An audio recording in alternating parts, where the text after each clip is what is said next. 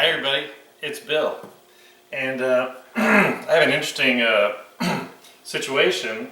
I've been making this Asian-inspired dish I've made it with pork and shrimp, and so one of my wonderful subscribers said, "Hey, how about chicken? Make it with chicken." I said, "Hey, I'll do it. Sure, I'll do it right away." So I drove to the store to, get all the stuff I needed. There's no chili garlic sauce. There's a nationwide shortage. So the way I figure it is, all the people that watch my video must have run out and bought it because I told them I always keep it on my shelf. And now I don't have any. Okay, well, so I frantically, in a cold sweat, started figuring it out, and I Googled some stuff and looked at some things, and I'm like, how can I make this? So this is probably going to be as close as I can get. I'm going to try and do it. You'll have to bear with me because I'm not exactly sure how this is going to work, but I think we can get through it. So the first thing is, I had these red jalapenos, red chili peppers. It's really just about the color. If you can't find them, because I did have trouble, you could use green. It's just going to look green. Okay. I just couldn't bring myself to do that, so I got some red ones from the local grocery store, and I got about 8 ounces. And all I did was I cut off each end, because usually at the stem end it's a little chunky and it's got a lot of the the vein stuff that's going to be maybe a little too hot, and at the other end it's a little it's a little brown. So I just cut off a little at the end. Then I sliced it in half lengthwise and then thirded it so that we'd have some decent chunks, because we're going to use the immersion blender.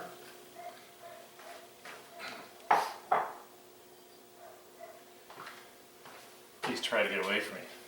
So then I needed about 2 heads of garlic.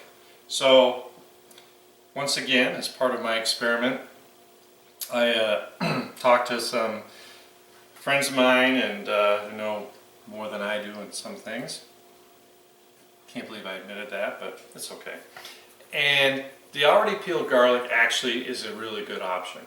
So I bought it. Now I still always cut the end off. It's always got that funny end. I want to see what it looks like on the inside, and you still do have to inspect them because sometimes they do have some bad spots on them, and so I did cut those off. Okay, so a head of garlic is like 10 to 12 cloves. These were kind of small, so I needed 2 heads, so I went ahead and there's 24, 25 in here because they weren't real big.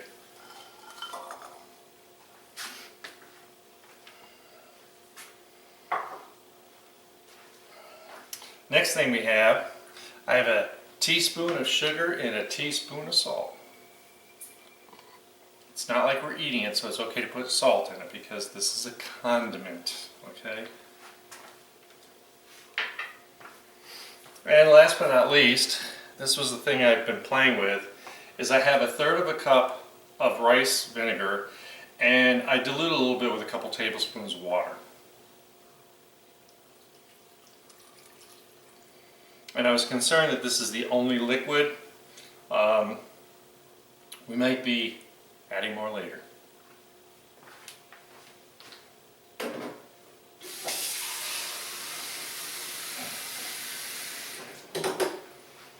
And I fill up the measuring cup because guess what? That's what I use to clean the end of my immersion blender with. Get this untangled.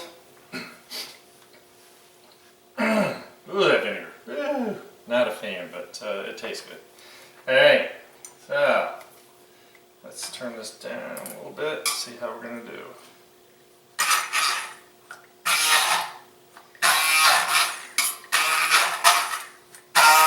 I chose this pot because, A, because we're going to heat it up, so I need it in a pot, and B, it has higher sides, so it's going to get a little less splash. And I think I'm still getting a little splash.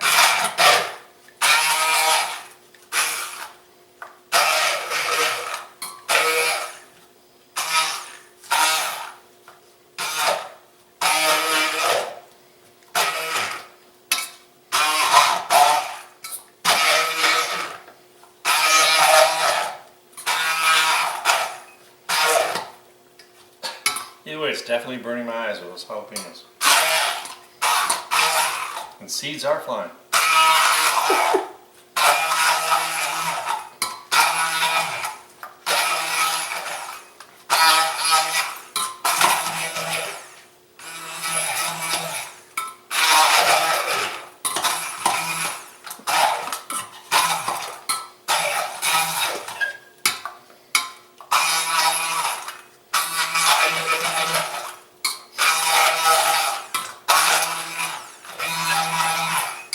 Probably do this in a blender, but I was afraid I couldn't control the consistency enough.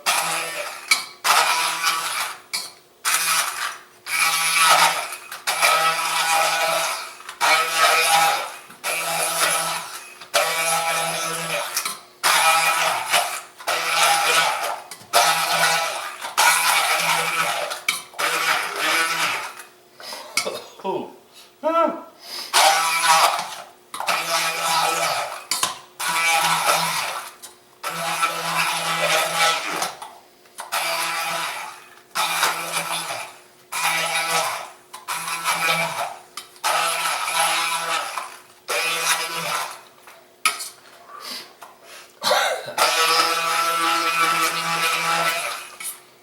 So I don't know if you can see it very well, but it's definitely down to a pretty like salsa consistency, good salsa, not like ketchup salsa. And now we're gonna finish it off. I just stopped recording because I figured that you were just gonna be really bored watching me mess with this for the next 5 minutes. I just tilted the pot up and got the immersion blender and moved everything around, and it turned out really well. So like I said, if you're so inclined, try using a blender, but this did work with a little bit of effort and ingenuity. Alright, so now let's move on to the next stage. So we're going to move this over to the heat, get this all mushed down.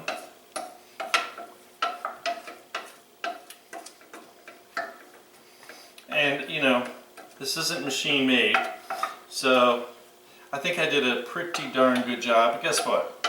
Whatever you're going to cook it in, it's going to cook, so it's going to break it down, so you don't have to worry about chunks that are so big that, you know, they'd kill somebody. I'm kind of surprised that now that I'm stirring it up, it actually worked out better than I thought it would.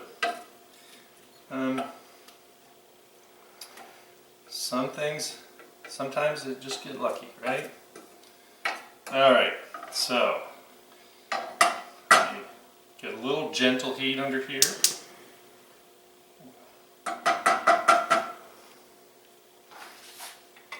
And let me tell you, my head is so cleaned out. Alright, so this is like old school, like how do you thicken something, right? A little cornstarch. So what I do is I got 2 teaspoons of cornstarch because there's not a whole lot of volume. I'm going to say all together we're looking at like 6, maybe 8 ounces. And I need a tablespoon of water. So the easiest way to do is take a measuring cup and do it that way.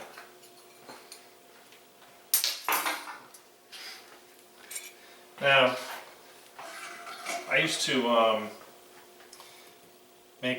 when I was young, I used to make a lot of Chinese food, and the trick was you took cornstarch and mixed it with soy sauce until it turned into this really thick stuff, and that's how you would thicken up what, like your stir fries and stuff. I'm not sure if that's still the way it goes. And I worked in a restaurant where we actually used arrowroot, which I don't like as much, but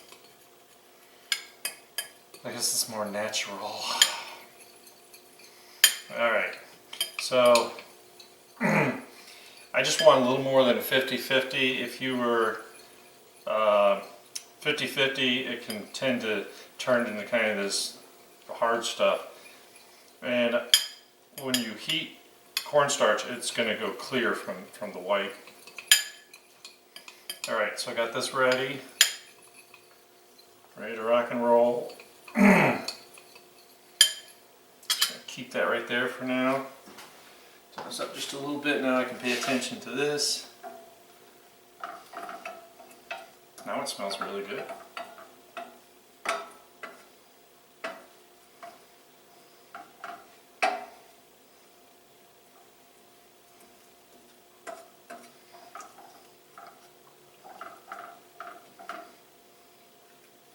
Yeah, I think I'm headed down the right road.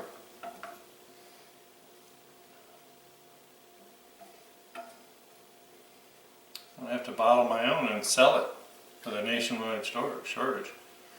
I'll just buy a manufacturing plant that can make and bottle it. So if anyone's got like 1 million or so to own, that's probably like 10 million, right? So, like I said, you're going to cook this in your recipes, so it's going to, you know, make sure it'll soften everything, so it won't bother you. But everything came out pretty darn good.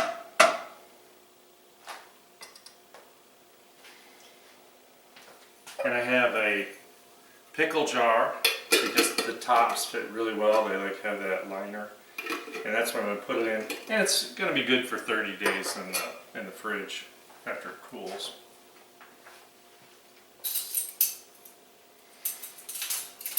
My immersion blender's all clean, so back on track. Well, that was an event this morning. I'm kind of glad I did it though, because I need to make that chicken recipe.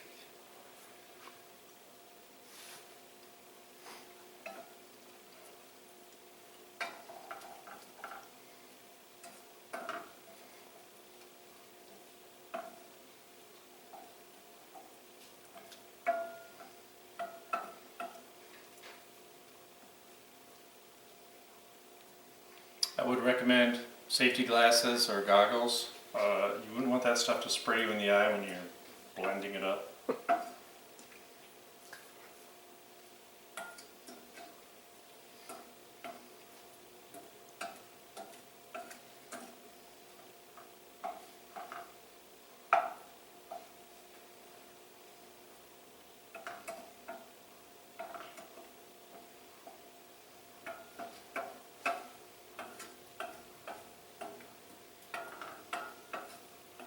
Nationwide shortage. What's that all about?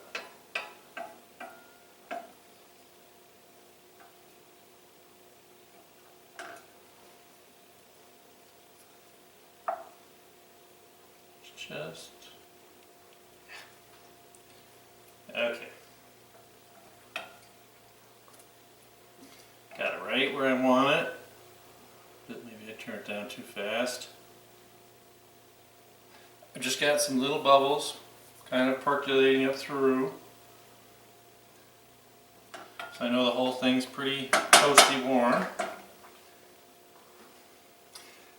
Want to make sure we didn't get all separated here. And I'll put this in the sink.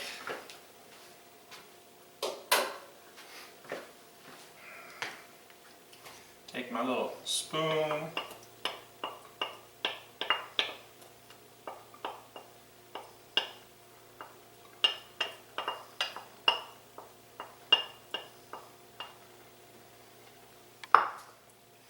Stir it, bring it to a little boil.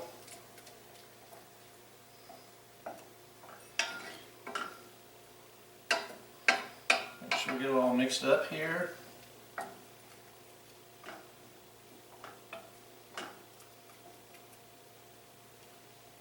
Wow, this really worked. I'm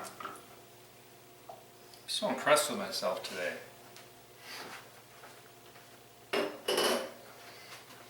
And it's funny, as hard as it was to figure out some of these ingredients, I figured I'm going to do this by the seat of my pants for the first time when I videotape it, because A, I didn't want to have a ton of it lying around,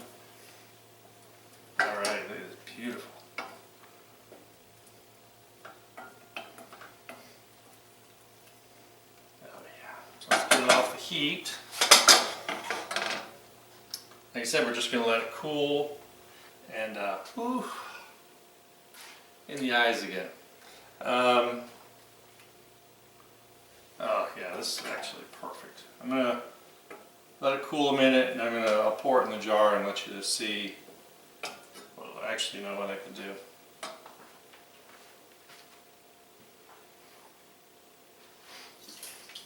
I'm going to put it in a measuring cup because it's tempered, and I want to see how much I really have.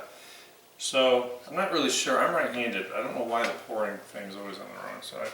I guess if you were just pouring, you'd do it right-handed, but I pour in spoons. So. All right. Let's see.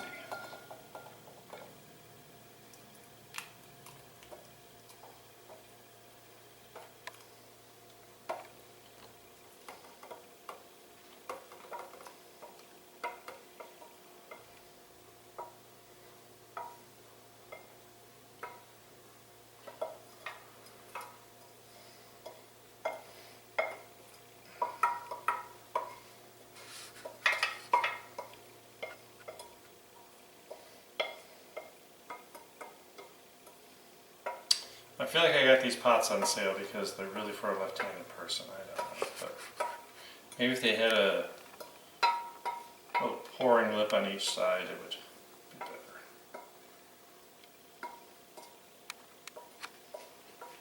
I'll have to write to Cuisinart and suggest that.